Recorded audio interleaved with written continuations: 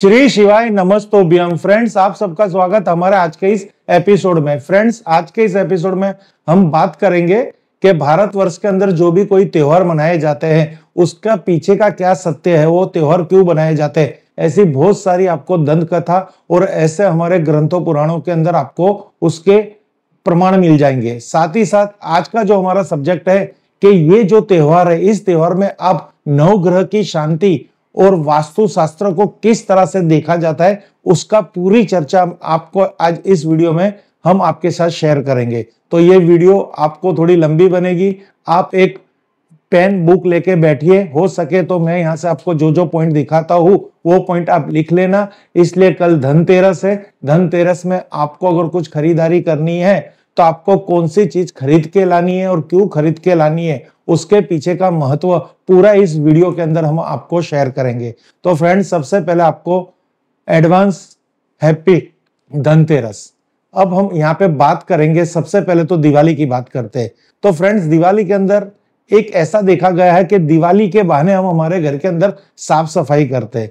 तो जब घर की, ऑफिस की या शॉप की साफ सफाई करने का मतलब है कि आपके वहां पे वास्तु का फर्स्ट स्टेप, वास्तु के अंदर यही बताया है कि आप अपने रोजगार की, धंधे की या आपके व्यापार की, व्यवस्था की जगह को अगर साफ सफाई रखेंगे, साल में 15 दिन में या महीने में एक बार वहां पे स्वच्छता कायम रखेंगे, तो आप पे माता रानी लक्ष्मी जी का वास होगा। तो इस दिवाली के बहाने कई लोग वास्तु में मानते हैं, नहीं मानते, पर उस बहाने वो अपने व्यापार के क्षेत्र की, घर के क्षेत्र की साफ सफाई करते हैं। तो यहाँ पे भी एक वास्तु शास्त्र संबंधित एक छोटा सा, कहते हैं ना, उपाय हो जाता है जिससे हमारे घर के अंदर दिवाली के बहाने साफ सफाई हो जाती है। तो फ्रेंड्स, यहाँ पे भी आप देख सकते हो कि ये वास्तु शास्त्र का ही एक छोटा सा उपाय है दिवाली में स्वच्छता करना। उसी तरह धनतेरस के अंदर कई जगह आपने बहुत सारे ऐसे वीडियो देखे होंगे कि कौन सी चीज खरीदनी है, कब खरीदनी है और कौन सी चीज नहीं खरीदी। अब उसके पीछे क्या तथ्य है? धनतेरस के अंदर अगर आप कोई भी चीज खरीद के आते हैं तो उस चीज की वृद्धि होती है, क्योंकि वो चीज आपके जीवन के अंदर बहुत प्रगति करती है, बहुत वृद्धि करती है और आपके पास एक से अनेक होती है। इसीलिए धनतेरस के दिन हम बहुत ही अमूल्य चीजें खरीदते हैं। पर कई ऐसे विधान हैं जिसमें ऐसी बहुत सारी चीजें हैं जिससे आप ग्रहों को भी खुश कर देते हैं। जैसे धनतेरस में कहा गया है पीतल के बर्तन खरीदना। पीतल यानी बृहस्पति ग्रह के लिए इतना प्रिय धातु है पीतल। अगर आप पीतल के बर्तन इस धनतेरस को खरीदेंगे तो आपको बृहस्पति की कृपा प्राप्त होगी। आपके बनते काम जो बिगड़ जाते हैं वो काम बनने लग जाएंगे। आपको गुरु ग्रह की बहुत ही असीम कृपा प्राप्त होगी और घर में आपके सुख शांति समृद्धि रहेगी। तो इस बहाने अगर आप पीतल के बर्तन खरीद रहे शुभ समय में धनतेरस के दिन, तो आपको गुरु ग्रह की, बृहस्पति ग्रह की, जुपिटर प्लेनेट की बहुत बड़ी कृपा प्राप्त होती है। उसी तरह सोने के जवेरात, कई लोग सोने के सिक्के या जवेरात भी इस धनतेरस को खरीदते हैं। तो उसके पीछे भी बृहस्पति का ही, कहते हैं, खुश आनंद करने का सब्जेक्ट है, क्योंकि बृहस्पति गुरु को सोने के आभूषण बहुत ही प्रिय है। अगर आप सोने के आभूषण इस धनतेरस को खरीदेंगे आपकी शक्ति के अनुसार, तो आपके जीवन के अंदर बृहस्पति का एक आनंद मिलेगा, उनके आशीर्वाद प्राप्त होंगे, जिससे आपकी जिंदगी के अंदर बहुत सारे शुभ कार्य होने लग जाएंगे। इसी तरह छोटे बच्चों के लिए खिलौना, तो इस धनतेरस को अगर आपके आसपास कोई ऐसे बच्चे हैं जो खिलौने से वंचित है, तो आप कुछ खिलौने खरीद के उन लोगों को भेंट कीजिए, जिससे आपका मर्क्यूरी यानी बुध ग्रह की भी आपको कृपा प्राप्त होगी।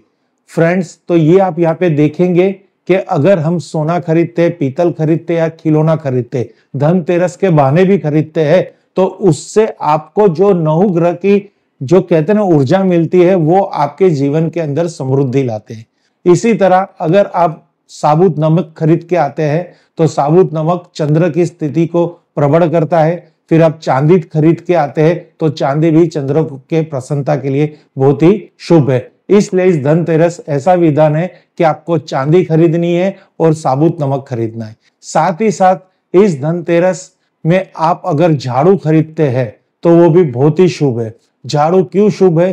क्योंकि लक्ष्मी जी का ये एक प्रतीक है। जो चीज आपको स्वच्छ करती है, आपके जगह को स्वच्छ करती है, आपको निखार करती है, आपको सुंदर बनाती है, जिस चीज का उसमें योगदान है, वो चीज को लक्ष्मी का प्रतीक कहते हैं। जैसे कांच, फिर आईना मीन्स ग्लास, मिरर, पानी और झाड़ू। तो इस धनतेरस को अगर आप झाड़ू की खरीदी करेंगे तो आपके लिए बहुत ही शुभ होगा। और साथ ही साथ धनतेरस में खरीदे हुए झाड़ू को 5 दिन तक, अगले 5 दिन तक आप विभिन्न मंदिरों में दान करेंगे तो उससे भी बहुत ही विशेष प्राप्त होगा। यानी आप एक नहीं, ज्यादा क्वांटिटी में भी जादू खरीद सकते हैं और आपके आसपास जो भी मंदिर है वहां पे आप इन आने वाले 5 दिनों में वो झाड़ू की भेंट रख सकते हैं। इसी तरह गांव में धनिये के बीज खरीदने का बहुत ही महत्व था उनकी खेत के लिए।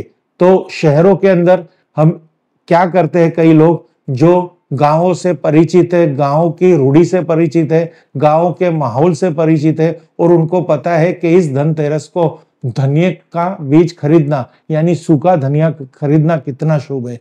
तो आप कुछ धनिया खरीद के आइए, उसमें गुड़ मिलाइए और उसको लक्ष्मी जी को भोग दीजिए। रात को जब आप धनतेरस की पूजा करोगे, माता लक्ष्मी रानी की पूजा करोगे, तो उसमें धनिया के दाने और गुड़ का मिश्रण करके प्रसाद का भोग लगाइए, जिससे माता लक्ष्मी रानी की आपको कृपा होगी। आप इस धनतेरस को पूजा के लिए अगर भगवान खरीदना चाहते हैं तो चांदी के गणेश, चांदी जी की लक्ष्मी जी और कुबेर यंत्र को भी खरीद सकते हो। ये सब छोटी छोटी चीजें आपके जीवन के अंदर बहुत ही समृद्धि देती है। इसमें कई चीजें बहुमूल्य है, कोई चीजें की कीमत नहीं है, तो भी आपको धनतेरस से मिलने वाले ये शुभ पर्व में खरीदी करने वाला का जो फायदा है कि एक से अनेक करना, वो आपको मिलेगा। आप झाड़ू खरीदेंगे तो भी आपकी आर्थिक स्थिति में सुधार आएगा, धनिया खरीदेंगे तो भी आर्थिक स्थिति में सुधार आएगा, गुड़ खरीदेंगे तो भी आर्थिक स्थिति में सुधार आएगा, नमक लेके आएंगे, साबुत नमक लेके आएंगे तो भी आपकी आर्थिक स्थिति में सुधार आएगा। यहाँ पे आभूषण, मूल्यवान चीजें खरीदना ही धनतेरस का कहते हैं वो बहुत महत्व नहीं है। आप क्या खरीद रहे हो, कौन से मन से खरीद रहे हो, वो सबसे बड़ी चीज है। फ्रेंड्स, अब धनतेरस में क्या खरीदने से बचना चाहिए?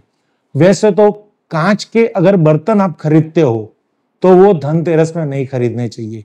आप अपने घर के अंदर कुछ कहते हैं ना, कुछ साफ सफाई यानी कुछ सजावट की चीजें खरीदते हो जो प्लास्टिक की ना बनी हो, तो वो चीज धनतेरस के दिन खरीदनी नहीं चाहिए। खिलौने खरीद सकते हो, चाहे भले वो प्लास्टिक के हो, पर साज सज्जा की चीजें धनतेरस के दिन प्लास्टिक की हो वो नहीं खरीदने। इससे परिवार में कलेश बढ़ता है और कांच के बर्तन खरीदने से भी परिवार में मतभेद बढ़ता है। इसी तरह अगर आप घर की इंटीरियर के लिए, शोभ सुशोभन के लिए पुराना फर्नीचर खरीदते हो तो उससे भी आपको धनतेरस के दिन बचना चाहिए। आप चाहे पुराना फर्नीचर पहले खरीद लो, धनतेरस के बाद में खरीद लो, पर धनतेरस के दिन पुराना फर्नीचर नहीं खरीदना चाहिए, इससे घर के अंदर दरिद्रता आती है। तो फ्रेंड्स, ये कुछ ऐसी चीजें हैं, अगर आप धनतेरस के दिन करेंगे और संभालेंगे तो आपके जीवन के अंदर बहुत सारी समृद्धि प्राप्त होगी। तो फ्रेंड्स, अगर आपको धनतेरस में कुछ खरीदना है तो मैं तो यही कहूंगा, कुबेर लक्ष्मी यंत्र सबसे पहले खरीद के आइए और शाम को उसकी सच्चे मन से, श्रद्धा से उसकी पूजन कीजिए, अर्चन कीजिए और उनके दर्शन कीजिए। चाहे वो कुबेर लक्ष्मी यंत्र आपको किसी भी मटेरियल में प्राप्त हो, उससे कोई भी प्रॉब्लम नहीं है। आप नेट पे से डाउनलोड करके उसके एक प्रिंट भी निकाल के आपके पूजा स्थल में श्री लक्ष्मी गणेश यंत्र, कुबेर यंत्र की स्थापना कर देंगे और धनतेरस के रात को आपके पास जो भी कुछ है, जितना भी धन है, जो भी आभूषण है, उस सबको माता रानी लक्ष्मी को अर्पण करके सिंपली भाव से, सच्चे भाव से अगर उसकी पूजा करेंगे तो भी महालक्ष्मी जी, मां कुबेर भगवान का आपको आशीर्वाद प्रदान होगा और आपके आने वाले समय एकदम समृद्ध होगा और आपके घर के हर सदस्य के जीवन में समृद्धि प्राप्त होगी। Thank you friends. Her her Mahadev, her her Mahadev, her her Mahadev.